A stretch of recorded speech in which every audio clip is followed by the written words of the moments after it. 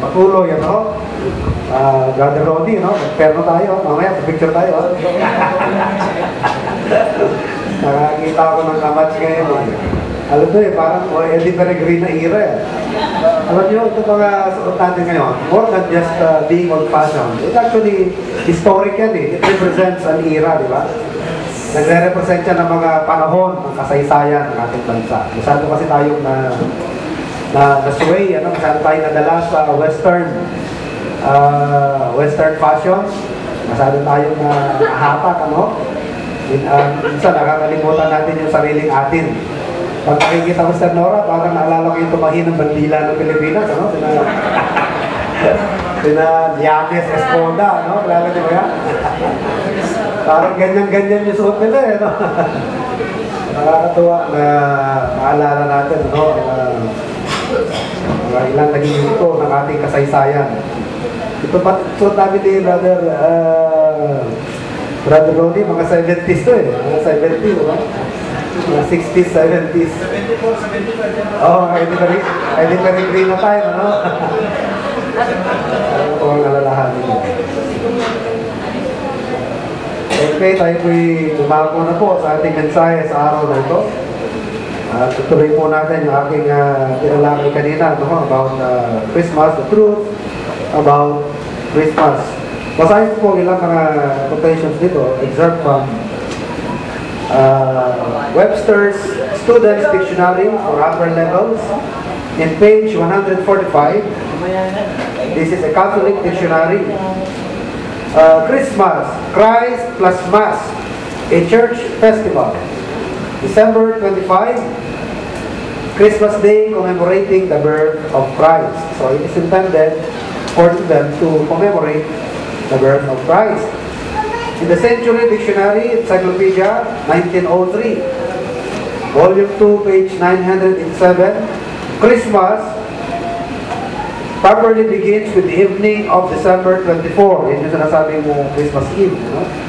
And continues until Epiphany, which is January 6.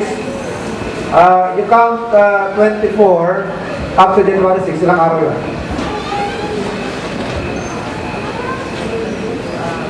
That's 12. Kaya merong in the 12th day of Christmas, mention lang. 14? 13? O, simula naman kayo ng 25 hanggang 6. Ilang araw yan. Diba? Meron silang tinatawag na on the first day of Christmas. So, yung Yuletide season, maabot siya ng ano eh. Ang tawag nila yan, ang Yuletide season, maabot siya ng January 6 up to Epiphany. Ano? Kaya meron silang on the 12th day of Christmas. So, matagal ng practice yan. Ano? January 6, the whole period called Christmas tide. In the Roman, Greek, Episcopal, and Lutheran churches, Christmas is observed as a religious festival with special services. Its celebration was formerly forbidden by the Puritans. So ito mga Puritans, yan po yung mga, although hindi naman Puritan sa mga Baptist, ano ho? Pero minsan, nababansagan tayong mga Puritans. Kasi nga, yung practice ng mga Baptist ng araw, eh ganun din yung practice ng mga Puritans, ano? Matindi yung ating pag-repulse, pag-contra, pag-oppose sa modernism. So, ang natandaan ng mga tao ay yung mga Puritans. Pero ang pamumuhay ng mga Puritans, kaya sabitan namin ng mga Puritans, sila yung against modernism. Ano? Matagal nang pinamumuhayan ng mga early Baptists, ng mga particular Baptists of England. So itong pag-celebrate ng Christmas, matagal itong pinaglabanan ng mga Puritans. They opposed or forbidden the practice. Dito naman po sa Encyclopedia Britannica, edition 9th edition, volume 5, page 611. Christmas Day, sabi dito, there is however difficulty in accepting December 25 as the date of the Nativity. December being the height of the rainy season, when neither flocks or shepherds could have been at night in the fields of Bethlehem.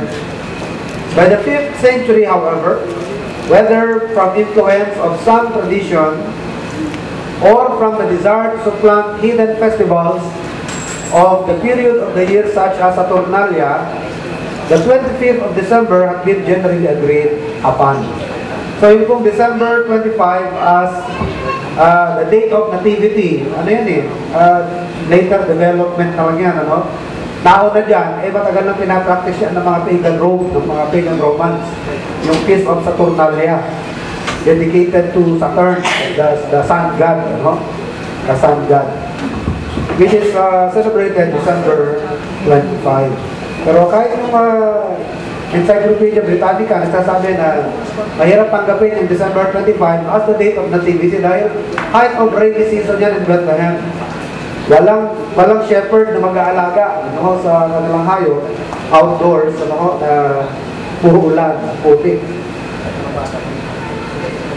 Another dictionary, Encyclopedia Americana, 1942 edition, volume 6, page 623, sabi po, Christmas, it was according to many authorities not celebrated in the first centuries of the Christian church. So among the early Christians, wala talaga yan, ano? As the Christian usage in general was to celebrate the death of remarkable persons rather than their birth. A feast was established in memory of the birth of the Savior in the 4th century. In the 5th century, the Western Church, or the Roman Catholic, ordered it to be celebrated forever on the day of the old Roman feast of the birth of Sol. So Sol is none other than Baal. So kailan nagsimula na inadapt ito ng Roman Catholicism? In the 3rd century or the 4th century, panahon na yan ni Constantine the Great. Pero yung 1st century Christians, wala yan. Among early disciples, hindi nila in-observe yung December 25. Ang nag-observe yan, yung mga pagans, lalo na yung pagan Rome. They celebrate that to commemorate the birth of Sol or Baal. Okay? So let's take a look at some of the practical points. Ano? Basahin muna natin Ephesians 5, verse 11.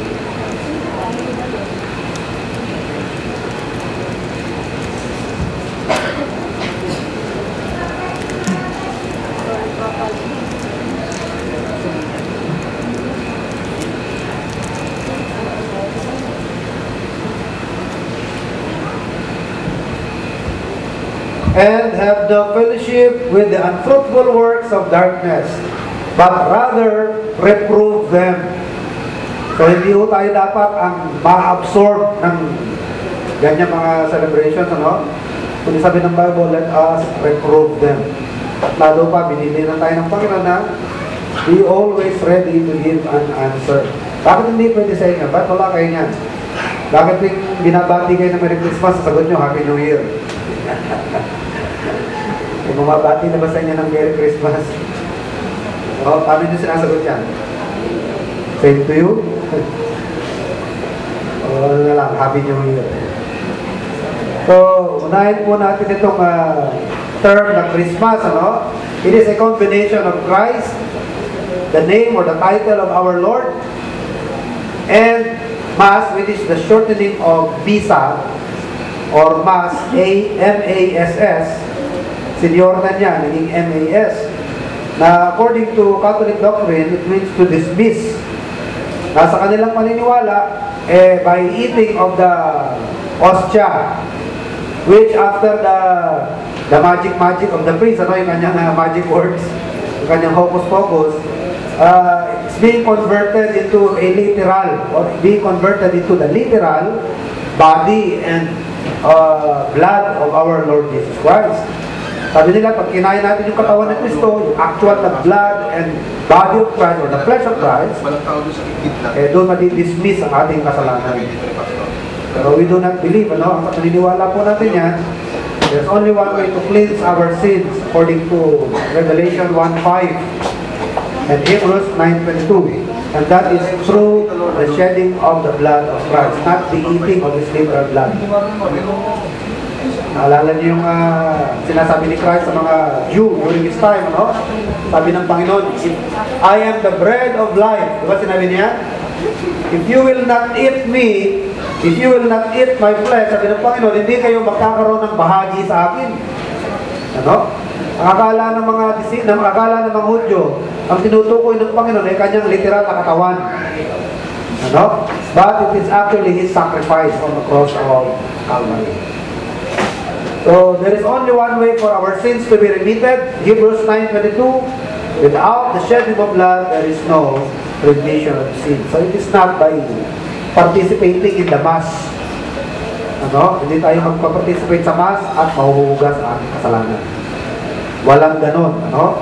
At hindi rin totoo yung nagiging literal.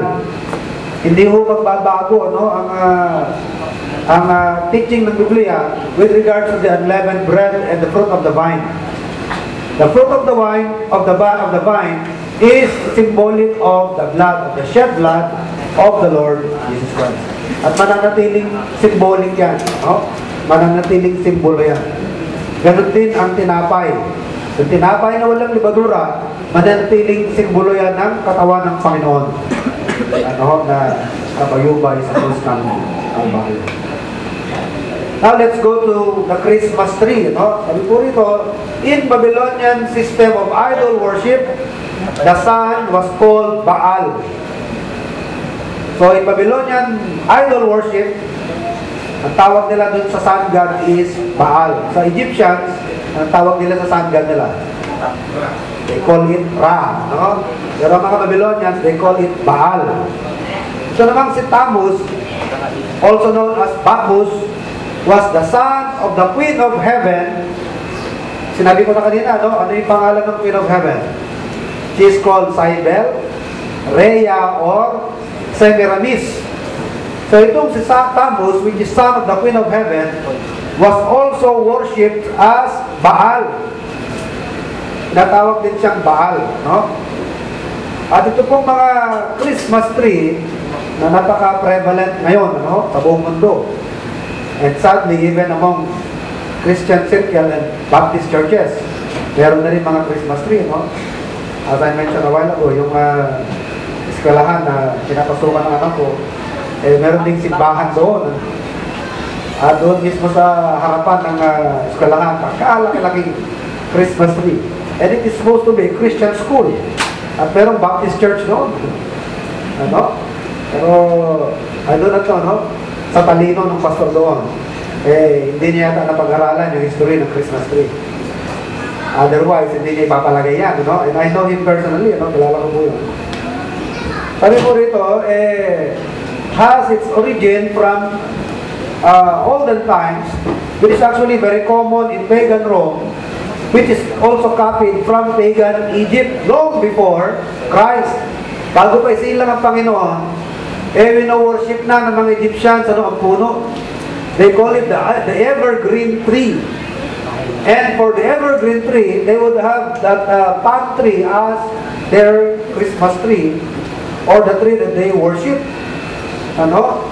Ang counterpart naman sa Rome, sa pagan Rome, is the fir tree. At ang maniwala nitong mga Egyptians dito sa palm tree na ito, which is being worshipped as Baal Tamar. So yung palm tree nila is worship nila as Baal Tamar. According to the Egyptians, Baal Tamar was their pagan messiah, who after being killed was restored to life by the great serpent god called Aesculapius. Namatay itong messiah nila. Ano? Na worship nila in the form of that palm tree. They worship Baal Tamar, no? Being represented by this palm tree. Na kinikilala nilang pagan Messiah. Messiah nila na after na mamatay o napatay, binuhay ng isang serpent god. Sino ba yung serpent sa Bible, no? That old serpent. Diba? That old serpent is Satan. Ano? Pero tawag nila dun sa old serpent na bumuhay dito sa Messiah nila is Aesculapius, no? Aesculapius. Aesculapius, yung serpent god na bumuhay dito kay Baal Tamar. No? Dito naman sa pagan Rome, the Christmas tree in pagan Rome was a fir tree which symbolized the same newborn god as Baal Berith. So ito naman ang tawag ng mga Roman sa sun god nila. Sa Egyptian, si Isra, also called Baal Tamar, no? Tinatawag nila Baal Tamar, which is represented by that palm tree. Na sa pagan Rome, tinatawag po na Baal Berith. It is being worshipped in the form of a fir tree. And for Baal Berith, a feast was observed. Meron isang feast na ino-observe para sa kanya, no? In honor of his birth. And this is being celebrated every December 25. And it was called the birthday of the unconquered sun. So December 25 is the birthday of the unconquered sun. Yung araw, hindi yung S-O-N, ano? S-U-N, the unconquered sun. Yung hindi nako-conquer na araw. Ang birthday niya ay December 25. So what the world actually celebrates now is not the birth of Christ, which is impossible to be December 25. But actually, what they're doing, supposedly in honor of Christ, is actually in honor of Baal. In honor of a pagan god named Baal. Sino ba yung Baal? Di ba yun ay kinagalit ng Panginoon? Sabi ng Panginoon, ina-ascribe ninyo kay Baal ang power ng Holy Spirit. Kaya yung lahat ng kasalanan, pwede ko forgive, di ba? Pero i-ascribe mo kay Baal yung ginagawa ni Christ, walang kapatawaran yun, di ba? Kaya kanino ba nanggagaling ang power ng Panginoon para mag-perform ng miracles? Nanggagaling yan sa Holy Spirit. It comes from the power of the Holy Spirit, pero ina-ascribe nila kay Baal. Kaya when you ascribe the power of the Lord to Baal, yan ang kasalanan walang kapatawaran. Kaya Holy Spirit ang gumagawa nito. Ginagawa mong Baal ang Holy Spirit.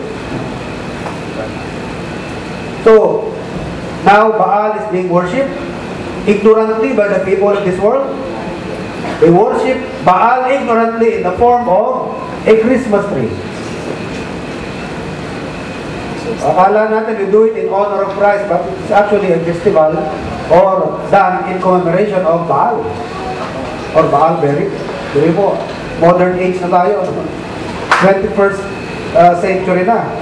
And yet, yung pagan worship na yan, na long before Christ pa, matagal lang ginagawa ng mga tao, up to now, nag-creep in pa rin sa mga tao, no?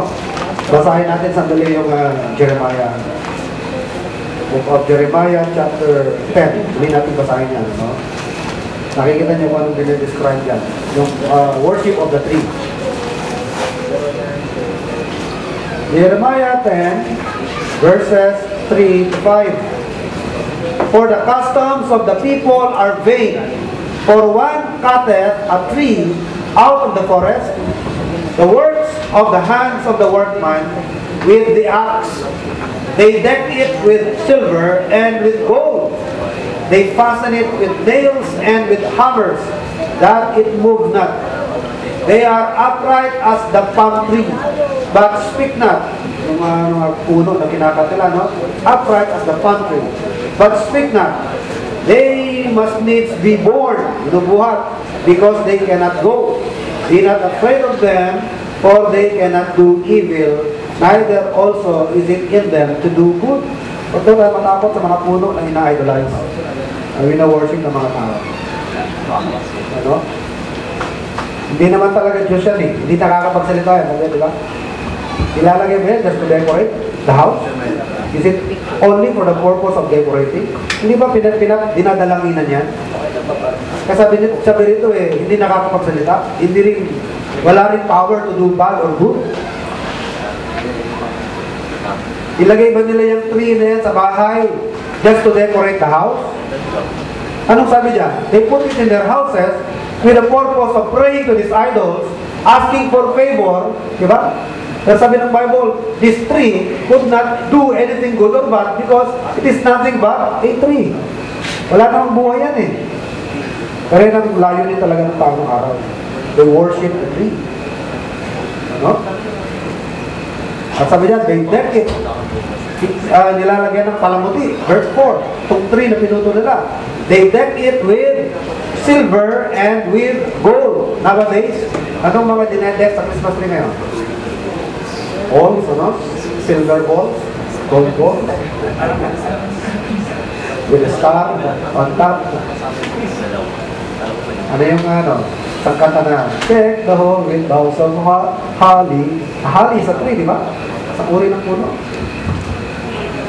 Deck the hall with boughs of holly.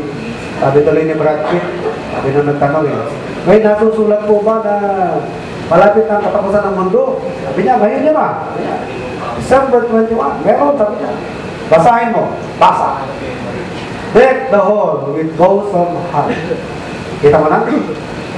Nagmamadali. Kasi sa halip na decorate, ginawa na lang deck. Nagmamadali na sila, malapit ang katapusan. Sa halip na lagyan ng halaman, i-deck mo ng halaman, ginawa na lang holly. Pinekli yung halaman, holly. Saka sabi niya, palala ng palala. Kasi palalalala, lalalala. Palalalala. Palala ng palala ang mundo. At tapos ano ng mundo yan? Kasi, siya daw, yung lalaki, ang tawag sa kanya, tol. Tinawag siyang tol. Ngayon, naging gay. Bandang huli, naging Carol ng pangalan niya. Diba, may lyrics yun na gay, Carol. Naging Carol na rin ang pangalan niya. Kaya, ang dahilan daw kasi, palalalala. Palala ng palala ang mundo. Malapit ang katawasan ng mundo. Nakalokohan niya si Brad Pitt. Pero yung sinasabi na deck, di ba? They deck the tree. Yan ang ginagawa ko, di ba? They deck the tree. So, supposedly, Christmas is intended, sabi ng mundo, no? To commemorate the birth of Christ.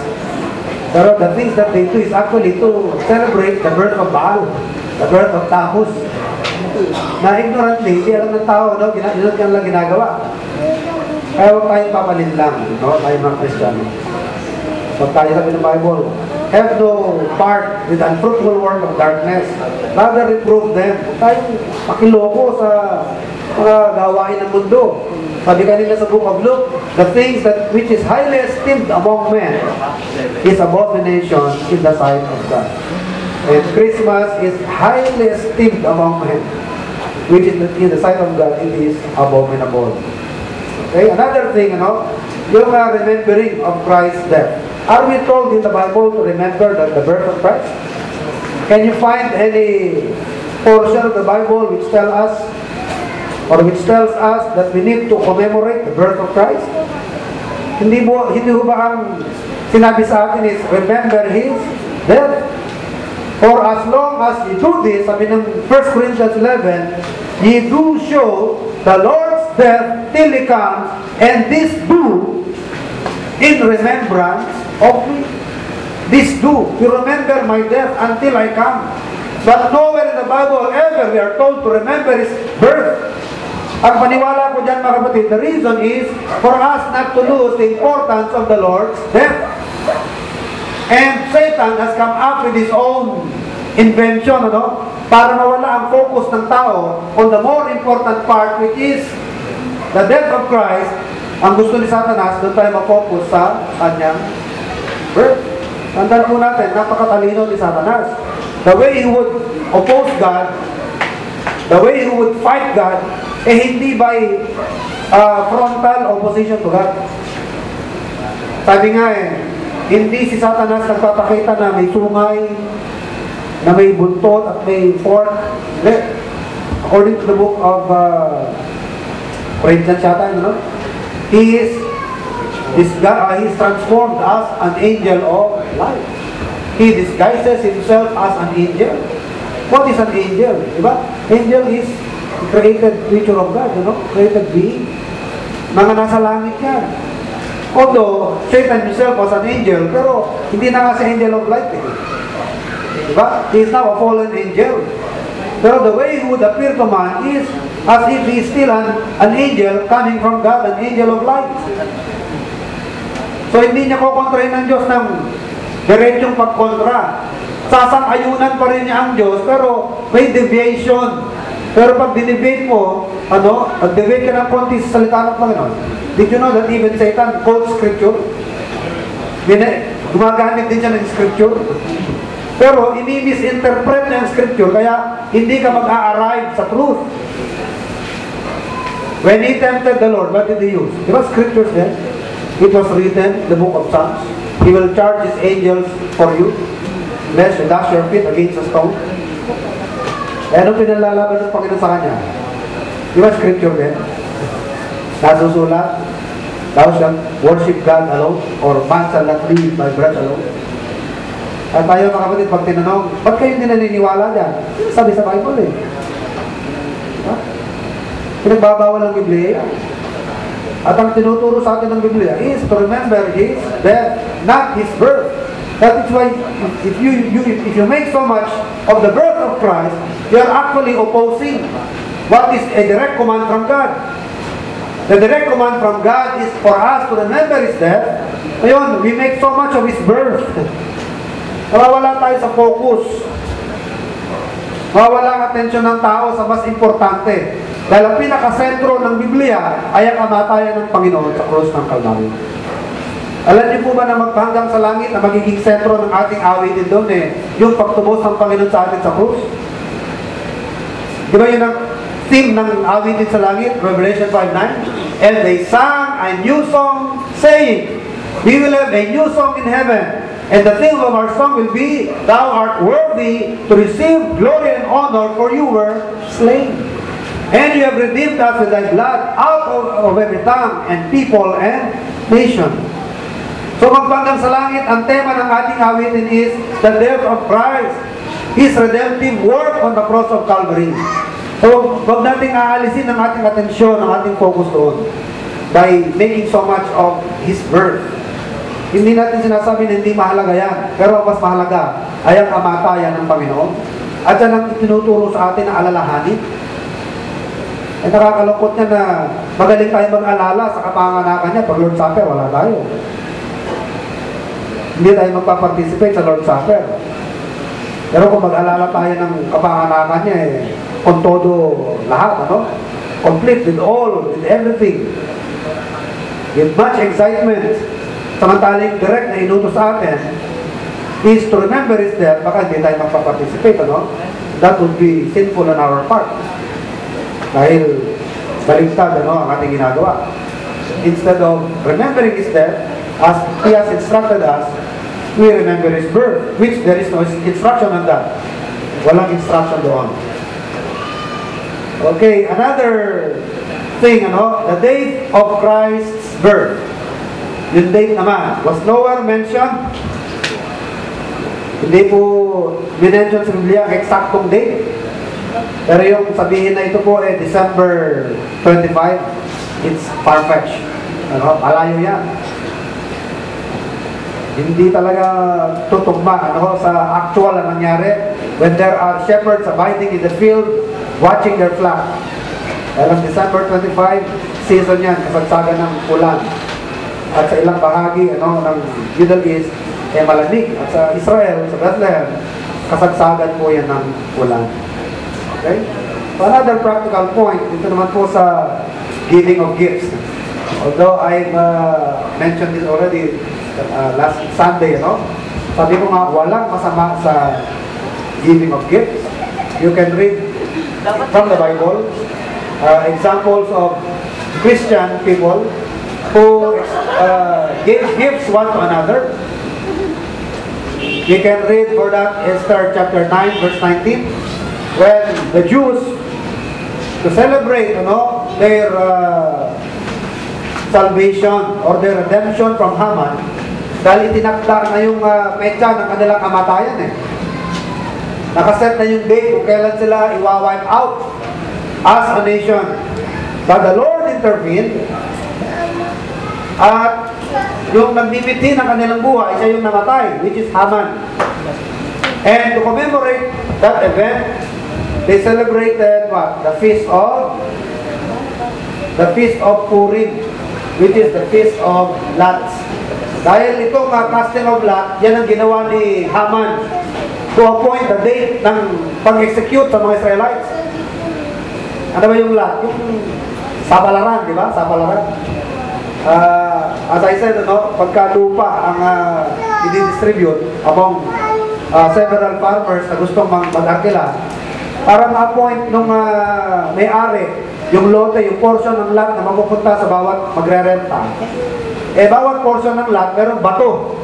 At bawat bato, merong marker to represent the parcel of land that will be allotted to a certain farmer. So, yung bato na yan, may mga marker yan, kung 5 yan, 5 parcel of land ng paparenta, ilalagay yan sa bag. And then a little boy will be the one to pick up 1 stone at a time, at ibibigay doon sa magre-renta. At kung ano yung mabunot mo ng bato, o may bigay sa'yo ng bata, yun ang papupunta sa'yo na lote. Kasi yung bato na yan, may marker na nagre-represent ng lote na mapupunta sa'yo. So, yan ang lot. That's one way of doing casting lots. So, yung date, yung petsa kung kailan i-execute ang mga Israelites during Esther's time was done by lot, which is called Purim in Hebrew. So, to commemorate the date, kung kailan sila na-rescue, sinave ng Panginoon, ginawa nilang celebration niyang araw na yan, which is called the Feast of Purim. And in the celebration, what the Israelites did is, they gave gifts one to another. Pero wala silang bunutan ng munito-munita, ikaw ang nabunod ko. Wala. Ano yun? Spontaneous. Spontaneous. Sa tuwa ng tao, nagluto siya ng ulam, o merong something na nasa bahay niya na i-offer niya sa kanyang kapitbahay. At yung kapitbahay naman niya, may binigay din sa kanya. Spontaneous yan. Nobody expected anything in return.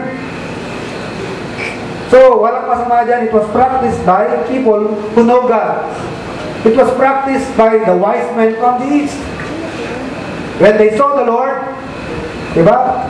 What did they give the Lord? They gave Him gold, frankincense, and perfume. Yung tinatawag ng myrrh. Perfume. Binigay nila sa Panginoon. Ang mga unbeliever, ganun din. Nagbibigayan din ng regalo, sa tuwa nila kapag napapahamak ang mga lingkod ng Panginoon. In Revelation 11:10, you have 2 faithful witness na magpipreach sa tribulation time. For 3.5 years, magpipreach ang 2 faithful witnesses na yan. They're being tortured by these 2 faithful witnesses dahil pag nag-pray itong dalawa na ito na huwag umulan sa isang lugar, kagaya ng Elijah. Diba Elijah prayed and the Lord did not bring rain for how many years? 3 years and 1/2, walang ulan. Kung sa Pilipinas mangyayari yan, patay na, matinding El Nino na yan.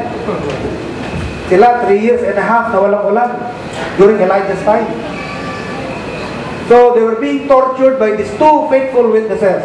Kaya nung napatay itong 2 faithful witnesses na ito, ang kanilang katawan were left lying on the ground for 3 days. And it was even televised. At natuwa ang buong mundo. At sa tuwa nila, they gave gifts one to another. Nabasa niyo ba yan? Pakibasa nga, Revelation 11:10. And they that dwell upon the earth shall rejoice over them and make merry, and shall send gifts one to another, because these 2 prophets tormented them that dwell on the earth. Yan. Sila yung 2 faithful witnesses na namatay. At pinahirapan itong mga inhabitants of the earth. Kaya nung namatay sila, natuwa itong buong mundo at nag-exchange gifts. So, nulit ko, walang masama sa giving of gifts. Ang Bible nagtuturo niyan, it is more blessed to give than to receive. And God Himself is the greatest giver of all. For God so loved the world, He gave. Hindi lang basta kung anong bagay binigay niya. Hindi lang alahas, hindi ito. Ang pinaka-importante sa Kanya, He gave His only begotten Son. Kaya walang masama dyan, kapatid. Pero ang pinaka-maganda sa lahat yung motive sa giving. Dahil kahit anong worth ng gift mo, kung wala yung love, sabi ng Bible, it is 0. 1 Corinthians chapter 13, yun natin yun,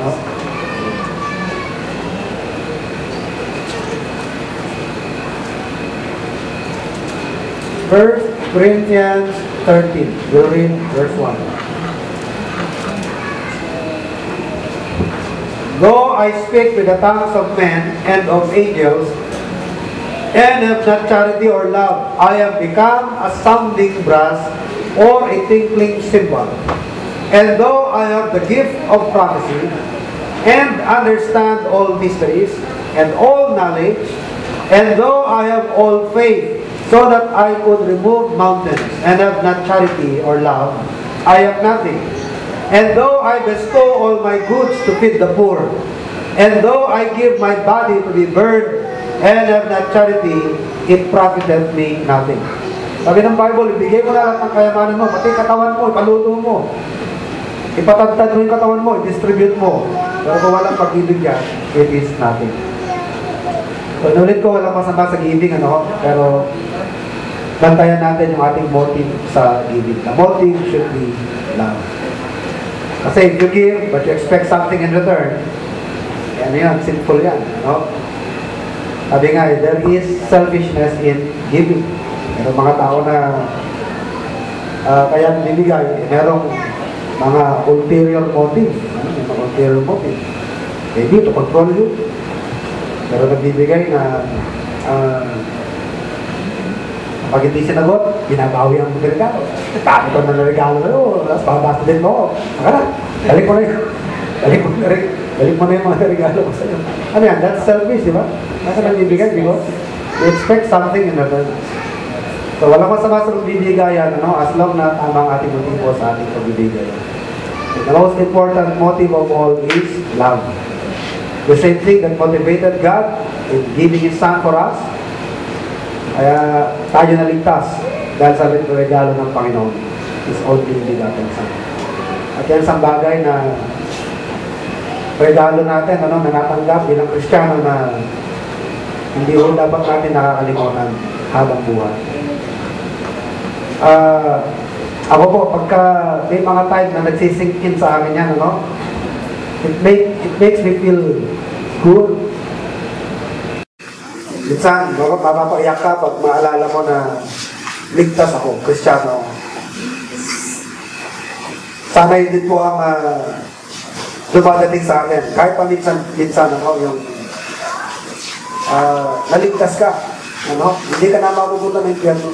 Pinagkalooban ka ng kaligtasan ng Panginoon. Magigising ka sa langit. Sa dinami-dami ng tao.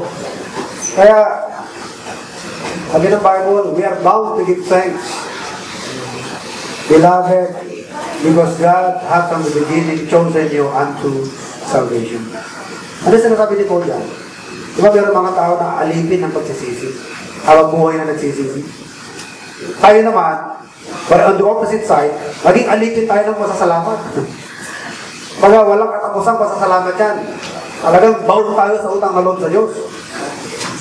Para sa walang katapusang pasasalamat natin sa kaligtasan. Dahil walang katumbas yung kaligtasan na yan Hindi kayang bayaran yan Kapag ka na-realize natin mga kapatid, nakakaya mo yung kahit anong harapin mo sa buhay, kahit anong sabitin mo sa buhay, nahaharap mo realizing that everything in the present is what? Temporary. It shall all come to pass. Na kapag ka sinalang mo ang lahat, isa lang ang mangyayari kahit na ng isang Kristiyano. Sa Diyos, mauwi. Mapupunta ka sa langit, sa magandang lugar. Kaya pag naalala mo yung bagay na yan, masasabi mo sa sarili mo, okay lang. Temporary lang naman ito Ayos lang. Ano man mga nangyayari ngayon? Ayos lang. Lilipas din yan. Lahat naman tayo, sa langit magkikita-kita rin. Diba? Mangarap naman tayo ng Panginoon. Ano man nangyayari ngayon? Dito lang yan. Ngayon lang yan. Yung mga sufferings na yan, ngayon lang yan. Dito lang yan. At sandali lang yan. Temporal lang yan. Hindi man ako naging matagumpay. Ayos lang din. Kaya katapusan ko, langit din naman. Ano ba yung mga achievements, attainments sa lupa? Panlupa lang naman yan Diba? Masarap lang pakinggan, pero in the end, wala rin naman, hindi rin naman madadali. In the end, ang babaksakan pa rin natin sa piling ng Panginoon. Diba? Kaya na sinasabi ko mga kapatid na sana kahit paminsan-minsan, i-meditate natin yung kaligtasan na yan. mag-sink in ba sa atin na kahit nasaan ako, kahit anong mangyari sa akin, kahit anong kahinatnan ko, anak ako ng Diyos, ligtas ako, sa langit ako pupunta. At salamat at sa dinami-dami ng tao, isa ako sa in-Israel, isa ako sa naging choice ng Panginoon na pupunta sa langit. Kaya pag na-realize natin ako din, together with Apostle Paul, we can say, we are bound to give thanks always. Beloved of the Lord, because God hath from the beginning chosen you unto salvation. At nasa iyo yung regalo na yan, yung kaligtasan na yan. Nasa iyo na ang pinaka-best na regalo na pwede mong matatala. Talo ko pa si Pacquiao. Si Pacquiao, manalo-matalo, magkano pera niya? Trillion. Hindi billion, na trillion. Trillion kaya yun. Multiply yung 25 million sa 40 pesos. Billion, alam ko trillion eh. Billion, right? Imagine that, ano? Kaya sabi ng Bible, if you are not saved, what shall it profit a man if he gains the whole world but loses his soul? Pero kung kahit hindi ka mayaman, pero kung ligtas ka, di ba? Nasa langit ka, talo mo pa yung tao na nakamtan niya ang buong mundo. At sabi ng Bible, what shall it profit a man if he gains the whole world but loses his soul? Eh kung babalik ka rin mo yun, it doesn't matter if you don't own anything, but your soul is saved. Diba? Dahil nasa langit ka naman. At kung tayo po yung mga Kristiyano, nasa atin na yan. Alam niyo po ba na kaligtasan is a present possession? Yes.